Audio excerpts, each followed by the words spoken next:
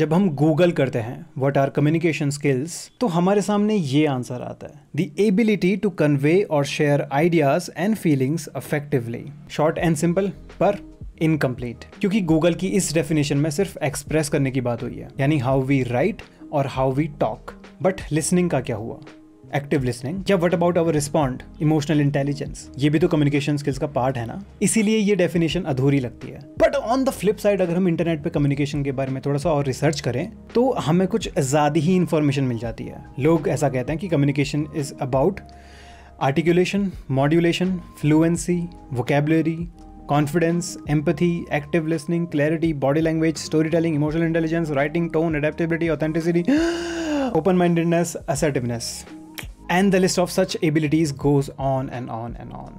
ऐसा पढ़ के तो मेरा दिमाग खराब हो जाता है। तो मतलब कम्युनिकेशन स्किल्स की इनकम्प्लीट इन्फॉर्मेशन होने की वजह से या फिर कुछ ज़्यादा ही इन्फॉर्मेशन होने की वजह से ना हमारे अंदर कम्युनिकेशन स्किल्स को लेकर के कन्फ्यूजन बढ़ने लगता है कि आखिर में कम्युनिकेशन स्किल्स है क्या, और हम कौन सी एबिलिटी पे सबसे पहले काम करें। क्या ज़्यादा बोलना ही कम्युनिकेशन स्किल्स होती हैं? क्या ध्यान से सुनना ही कम्युनिकेशन स्किल्स होती हैं? ऐसे 100 सवाल जब कम्युनिकेशन के बारे में आते हैं ना, तो हम कम्युनिकेशन स्किल्स से और थोड़ा सा दूर हो जाते हैं और कन्फ्यूजन बढ़ जाता है। फिर क्या होता है, हम बोलते वक्त ओवर थिंकिंग करने लग जाते हैं, या बोलते वक्त जोन आउट हो जाते हैं, या हम बोलना कुछ और चाहते हैं और बोलते कुछ और हैं। हर कॉन्वर्सेशन के बाद ऐसा लगता है कि मुझ में कुछ कमी है, या हम रैम्बलिंग करने लग जाते हैं, यानी सीधे सीधे अपनी बात नहीं करते, घुमा फिरा के करनी पड़ती है। या हम लोगों को सुनते तो हैं लेकिन उनसे कनेक्ट नहीं कर पाते, या हमें पता नहीं चल पाता कि सिचुएशन पे रिएक्ट कैसे करें, रिस्पॉन्ड कैसे करें। और ये सारी प्रॉब्लम्स इसलिए हो रही हैं क्योंकि हम या तो कम्युनिकेशन स्किल्स को बहुत ज़्यादा सिंप्लीफाई कर दे रहे हैं या बहुत ज़्यादा कॉम्प्लेक्स बना दे रहे हैं। There is no balance. तो इस वीडियो के थ्रू मेरी कोशिश ये है कि मैं हमारे लिए कम्युनिकेशन स्किल्स को थोड़ा सा ऑर्गेनाइज कर सकूं, ताकि हम पर्सनलाइज्ड तरीके से अपनी कम्युनिकेशन स्किल्स को बेहतर कर पाएं।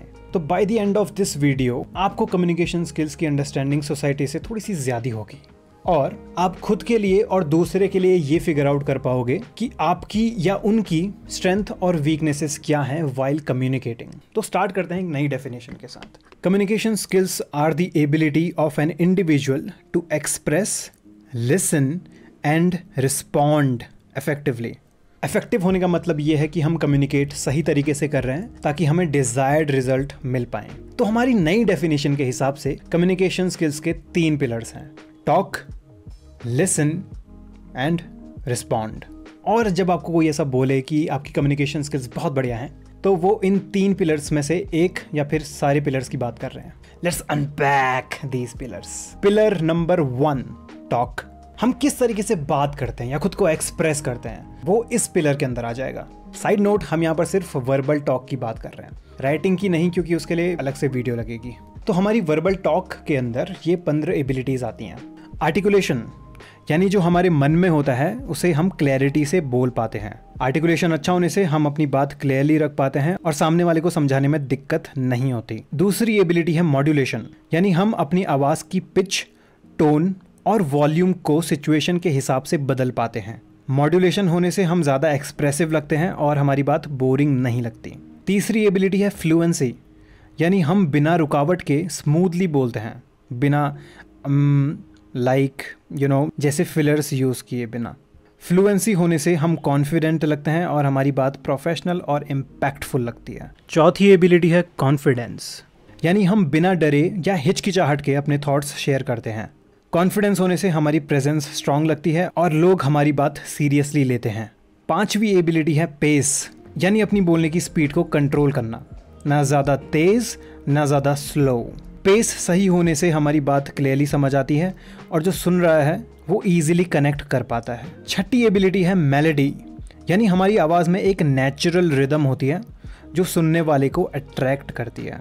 मेलोडी होने से हम इंगेजिंग साउंड करते हैं और लोग हमारी बात ध्यान से सुनते हैं। सातवीं एबिलिटी है क्लैरिटी, यानी हम सीधी और सिंपल भाषा में अपनी बात रखते हैं। क्लैरिटी होने से हर इंसान बिना कंफ्यूज हुए हमारी बात को समझ पाता है। आठवीं एबिलिटी है बॉडी लैंग्वेज, यानी हमारे जेस्चर्स, पॉस्चर और फेशियल एक्सप्रेशंस हमारी बात को सपोर्ट करते हैं। बॉडी लैंग्वेज अच्छी होने से हम ज़्यादा कन्विंसिंग लगते हैं बिना ज़्यादा बोले हुए। 9वीं एबिलिटी है स्टोरी टेलिंग, यानी हम कहानी के फॉर्म में अपनी बात रखते हैं ताकि लोग हमसे थोड़ा सा और कनेक्ट कर पाएँ। स्टोरी टेलिंग अच्छी होने से लोग हमारी बात याद रखते हैं और उन्हें रियल फील होता है। 10वीं एबिलिटी है नॉन वर्बल, यानी बिना कुछ बोले हम अपने एक्सप्रेशंस और आंखों से मैसेज दे पाते हैं। नॉन वर्बल एक्सप्रेशंस होने से हमारी कम्युनिकेशन ज़्यादा डीप और इम्पैक्टफुल लगती है। 11वीं एबिलिटी है टोन, यानी हमारी आवाज़ का लहजा बताता है कि हम क्या फील कर रहे हैं और क्या कहना चाहते हैं। टोन सही होने से हम मिसअंडरस्टैंडिंग से बच सकते हैं और हमारे इमोशंस क्लियरली एक्सप्रेस होते हैं। 12वीं एबिलिटी है असर्टिवनेस, यानी हम अपनी बात फर्मली रखते हैं बिना रूड हुए या किसी को हर्ट किए। असर्टिव होने से हम अपनी लिमिट्स सेट कर पाते हैं और रिस्पेक्ट कमा पाते हैं। 13वीं एबिलिटी है परसुएशन, यानी हम लॉजिक और इमोशन दोनों का यूज़ करके दूसरों को अपनी बात मनाने के लिए इन्फ्लुएंस कर सकते हैं। परसुएशन अच्छा होने से हम डिसीजंस और कॉन्वर्सेशंस को पॉजिटिव डायरेक्शन में ले जा सकते हैं। 14वीं एबिलिटी है इंटेंशनल पॉजेस, यानी हम बात करते हुए इंटेंशनल पॉजेस लेते हैं, रुक कर बात करते हैं ताकि बात इम्पैक्टफुल लगे। इंटेंशनल पॉजेस लेने से हमारी बात ज़्यादा पावरफुल और थॉटफुल फील होती है। और आखिरी एबिलिटी है इनंसिएशन, यानी हम हर शब्द को क्लियरली और पूरी तरह से बोलते हैं ताकि हर सिलेबल सुनाई दे।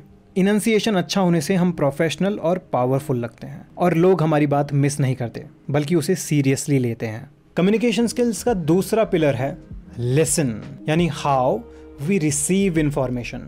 एक दिन इंस्टाग्राम पे मेरी एक जूनियर का टेक्स्ट आता है एंड शी गोज़ लाइक कि मुझे आपसे कुछ प्रॉब्लम्स शेयर करनी है तो कर लूँ।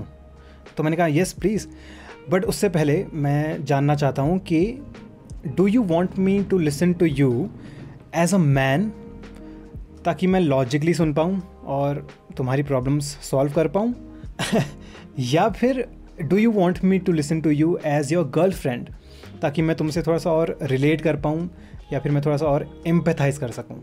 मैं आपको ये इसलिए बता रहा हूँ क्योंकि डू यू नो हमारी लिसनिंग स्टाइल्स भी होती हैं। Let me explain. Psychologist Larry Barker ने एक्सप्लेन किया है कि there are 4 types of listening styles. पहला स्टाइल है पीपल ओरिएंटेड।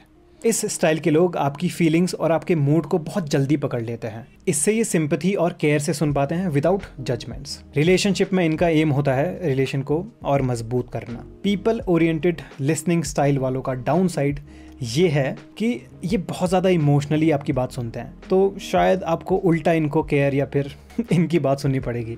दूसरा लिसनिंग स्टाइल है कंटेंट ओरिएंटेड। इस स्टाइल के लोग आपकी बातों में लॉजिक, फैक्ट्स और डिटेल्स सुनना प्रेफर करते हैं। They will ask you a lot of questions ताकि वो क्रिटिकली आपकी सिचुएशन को देख पाएं और एक बेहतर सॉल्यूशन ऑफर कर पाएं। रिलेशनशिप में इनका एम होता है अंडरस्टैंडिंग बढ़ाना और प्रॉब्लम सॉल्व करना। कंटेंट ओरिएंटेड लिसनिंग स्टाइल वालों का डाउन साइड ये है कि they are very detail oriented, तो आपको शायद उतना इमोशनल केयर यहाँ से ना मिल पाए।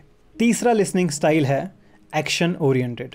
इस स्टाइल के लोग प्रेफर करते हैं कि आप अपनी बातों को क्लियर और ऑर्गेनाइज्ड रखो।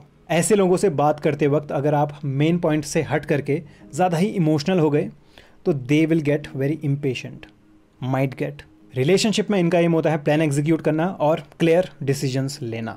एक्शन ओरिएंटेड लिसनिंग स्टाइल वाले वर्क प्लेस में बहुत अच्छा परफॉर्म करते हैं, बट इंटीमेट रिलेशनशिप्स में ये थोड़ा सा कोल्ड हार्टेड लग सकते हैं। और आखिरी लिसनिंग स्टाइल है time oriented. As the name suggest, इस स्टाइल के लोग प्रेफर करते हैं कि आप पॉइंट पे जल्दी आओ। They don't have much time. अगर आप इनसे घुमा फिरा कर बात करोगे, रैम्बलिंग करोगे, दिल get impatient, might get. Relationship में इनका एम होता है save time, save energy and communicate efficiently. Time oriented listening style वालों का डाउन साइड ये है कि अगर आप बहुत स्लो पेस में बात करते हो या बहुत ज़्यादा घुमा फिरा कर बात करते हो, रैम्बलिंग करते हो, they might get very impatient और इनसेंसिटिव। प्लीज़ नोट करना कि हमारी लिसनिंग स्टाइल हमारी चॉइस नहीं होती। हम जिस जगह पे काम करते हैं, जैसे लोगों से बात करते हैं ऑन अ रेगुलर बेसिस, हमारा लिसनिंग स्टाइल वहाँ से डेवलप होता है। It's a habit, not a choice. But हमारा प्राइमरी लिसनिंग स्टाइल कुछ तो होगा ही। आपका क्या है? Let me know in the comment section. मेरा क्या है? I am working on everything, चारों में। Let me know yours, I am curious. Moving on. Communication skills के 3 पार्ट है, remember, talk, listen and finally respond. यानी हाउ वी रिएक्ट और how we reply. Respond communication skills का एक बहुत important part है, क्योंकि इससे सामने वाले को पता चलता है कि आप या मैं, हम उनकी बात सुन रहे हैं और समझ रहे हैं। अगर आपसे कोई बात कर रहा है और आप आनंद भाई बन चुके हो, कुछ रिस्पॉन्ड नहीं कर रहे हो, या आप बोलने वाले को इंटरप्ट किए जा रहे हो, तो इसका मतलब ये है कि आपका जो तीसरा पिलर है कम्युनिकेशन स्किल्स का, दैट इज रिस्पॉन्ड, ये कहीं ना कहीं वीक हो रहा है। तो इस पिलर को यानी हमारे रिस्पॉन्ड को मजबूत करने के लिए we have to focus on 3 things: emotional intelligence, that is EQ, social awareness and clarity over cleverness. Let's unpack emotional intelligence यानी EQ का मतलब होता है कि अपने इमोशंस को मैनेज करना और सामने वाले के इमोशंस को समझना। जिसका EQ कम होता है, नोटिस करना, उनको बहुत जल्दी बातों में गुस्सा आ जाता है या उनको बहुत ज़्यादा एंग्जाइटी हो जाती है। साथ ही जिसका EQ कम होता है उसके अंदर एम्पैथी भी कम होती है, और जिनके अंदर एम्पैथी कम होती है लोग उनसे अपने दिल की बातें नहीं कर पाते। तो अगर आप चाहते हो कि लोग आपसे थोड़ी सी डीप कॉन्वर्सेशंस करें, अपने दिल की बात सामने रखें, तो work on your empathy, work on your emotional intelligence. अपने रिस्पॉन्सेज और अच्छे करने के लिए फोकस ऑन सोशल अवेयरनेस। एक इफेक्टिव कम्युनिकेटर बनने के लिए हमें सोशली अवेयर होना चाहिए। कभी भी किसी को भी कुछ भी नहीं बोल देना चाहिए। रिस्पॉन्ड करने से पहले हमें इन्वायरमेंट, सामने वाले के इमोशंस और सामने वाले के पर्सपेक्टिव से उसकी बात समझ करके फिर रिस्पॉन्ड करना चाहिए। आप नोटिस करना, जो सोशली कम अवेयर होते हैं ना लोग, उनको बहुत ज़्यादा मिसअंडरस्टैंड करते हैं, उनके बहुत ज़्यादा झगड़े होते हैं और उन पे लोग ईजिली ट्रस्ट नहीं करते। तो अगर आप चाहते हो कि लोग आपको मिसअंडरस्टैंड ना करें या आपके कॉन्फ्लिक्ट्स ना हो ज़्यादा और आप मिलजुल करके लोगों के साथ काम कर सको, तो work on your social awareness. आखिरी चीज़, जो बहुत इंपॉर्टेंट चीज़ भी है बाय द वे, जिससे हम और अच्छे रिस्पॉन्सेज दे सकते हैं और जिससे हम अच्छे कम्युनिकेटर बन जाएंगे, that is clarity over cleverness. मैंने अक्सर नोटिस किया है कि लोग हमेशा ना विट्टी रिप्लाई देने के लिए बड़े उतावले रहते हैं, एक क्लेवर रिस्पॉन्स देने के लिए, और मेन मोटिव इसका ये होता है कि सामने वाला इंप्रेस हो जाए। देखो, विटी या स्मार्ट रिप्लाईज देना गलत नहीं है, लेकिन हर बात को मज़ेदार बनाने का जो ये एक्स्ट्रा प्रेशर हम लोग ले रहे हैं ना, इससे क्या हो रहा है कि हमारे जो मैसेज हैं जो क्लियर होने चाहिए वो नहीं जा रहे, जिससे और कुछ नहीं, बस कन्फ्यूजन बढ़ता है और हमारी कम्युनिकेशन स्किल्स सफ़र करती हैं, और कन्फ्यूजन कम्युनिकेशन में बिल्कुल भी अच्छा नहीं होता। तो next time focus on being clear first and witty second, and that's it. अब आपको कम्युनिकेशन स्किल्स के बारे में एक ऑर्गेनाइज्ड इनसाइट मिल चुकी है। ऑल्सो अब आप ये फिगर आउट कर पाओगे कि कम्युनिकेशन स्किल्स में आपको कौन सी एबिलिटी पे फोकस करना है, या आपकी क्या स्ट्रेंथ है और क्या वीकनेसेस हैं। So start working on them, क्योंकि सच बोलूं तो we need effective communicators in this world. More peace, more power to you. Talk soon, bye.